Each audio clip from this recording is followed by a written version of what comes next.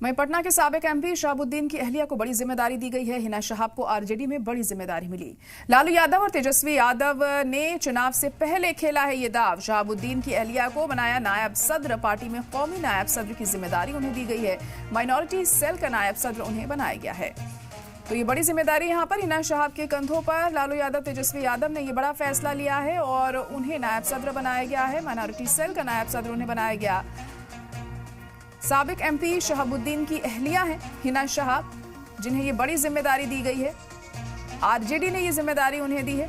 लालू यादव और तेजस्वी यादव ने चुनाव से पहले खेला है ये बड़ा दाव। यहाँ शहाबुद्दीन की अहलिया को नायब सदर बनाया गया। पार्टी में कौमी नायब सदर की बड़ी जिम्मेदारी उन्हें सौंपी गई है। अब किस तरह से वो अपनी जिम्मेदारी को निभाती हैं ये अहम होगा देखना। माइनॉरिटी सेल का नायब सदर हिना शहाब को बनाया गया है। तो चुनाव करीब हैं बिहार में और ऐसे में तमाम जो पार्टियां हैं एक के बाद एक कई अहम फैसले ले रही हैं। अब माइनॉरिटी सेल का नायब सदर हिना शहाब को बनाया गया। आपको बता दें कि साबिक एमपी शहाबुद्दीन की पत्नी है ये, उनकी अहलियां हैं जिनके कंधों पर अब ये बड़ी जिम्मेदारी आई है और अब उन्हें माइनॉरिटी सेल का नायब सदर का जिम्मा सौंपा गया है।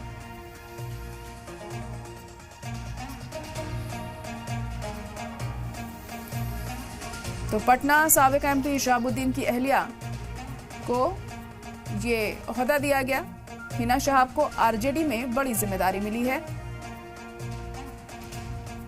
अब उन पर जिस तरह से भरोसा जताया गया है वो इस भरोसे पर कितना खरा उतरती हैं, कैसे उन तमाम फैसलों को वो लेती हैं जो उनके जिम्मे आते हैं, किस तरह से मजबूती देती हैं पार्टी को, ये अहम होगा।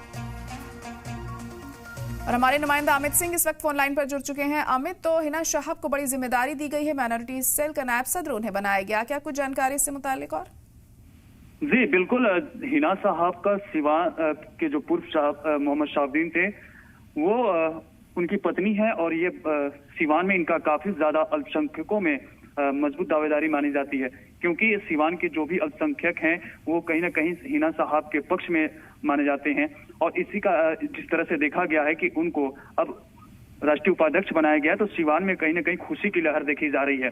साथ ही उनके पूर्व सांसद मोहम्मद शहाबुद्दीन के जो बेटे हैं उसामा साहब, उनको भी रघुनाथपुर से जिम्मेवारी मिली। तो कहीं ना कहीं इस परिवार को एक बहुत बड़ी उपलब्धि हासिल हुई है, क्योंकि जिस तरह से राष्ट्रीय उपाध्यक्ष बनाने के बाद से हिना साहब को एक बहुत बड़ी मजबूती मिली है। साथ ही ओसामा साहब को रघुनाथपुर से एक बड़ी जिम्मेवारी मिली है। तो कहीं ना कहीं शहाबुद्दीन परिवार में एक बहुत बड़ी राजनीतिक मजबूती दिखी जा रही है, क्योंकि विगत कई महीनों का अगर आंकड़ा देखें तो जिस तरह से शहाबुद्दीन परिवार कमजोर दिख रहा था, क्योंकि मोहम्मद शहाबुद्दीन के देहांत के बाद से वो परिवार कहीं ना कहीं बहुत कमजोर हो चुका था। सियासी जो रणनीति थी उसमें भी काफी कमजोर दिखी जा रही थी, लेकिन अब जो है वो काफी मजबूत मानी जा रही है। जी बिल्कुल, तो क्या लग रहा है आखिर हिना शहाब को क्या ध्यान में रखते हुए ये जिम्मेदारी दी गई होगी कि ये अपनी जिम्मेदारी को निभाने के लिए कितनी कामयाब रह सकती हैं? क्या लगता है क्या मोटिव रहा होगा इस फैसले के पीछे?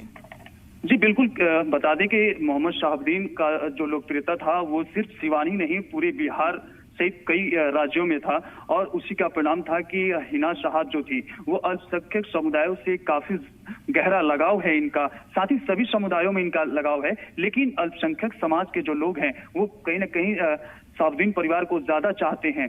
तो बिहार में जिस तरह से विधानसभा चुनाव होने वाला, और इस वक्त अगर हिना शहाब को इतनी बड़ी जिम्मेदारी दी गई है तो कहीं ना कहीं अल्पसंख्यक समुदाय काफी ज्यादा सरकार से खुश होगी, क्योंकि जिस तरह से इनको जिम्मेदारी मिली है लगातार जो लोग हैं वो भी आवाज उठा रहे थे कि हिना साहब को एक बड़ी जिम्मेदारी दी जाए। और अब जो जिम्मेदारी मिली है तो कहीं ना कहीं ये वोट बैंक के लिए भी बहुत बड़ा मौका होगा। जी बिल्कुल, चुनाव नजदीक है और ऐसे में ये फैसला आरजेडी के लिए आपको क्या लगता है कितना फायदेमंद साबित हो सकता है? जी बिल्कुल, जिस तरह से देखा जा रहा था पिछले समय में कि हिना साहब को राजद से टिकट नहीं दिया गया जब लोकसभा का चुनाव था, उस दौरान भी काफी लोगों में नाराजगी देखी गई थी। इसका खमियाजा भी राजद को भुगतना पड़ा था कि आसपास के इलाकों में राजद को अपनी सीट गंवानी पड़ी थी कई जगहों पर। चलिए ठीक है, बहुत शुक्रिया सारी जानकारी के लिए।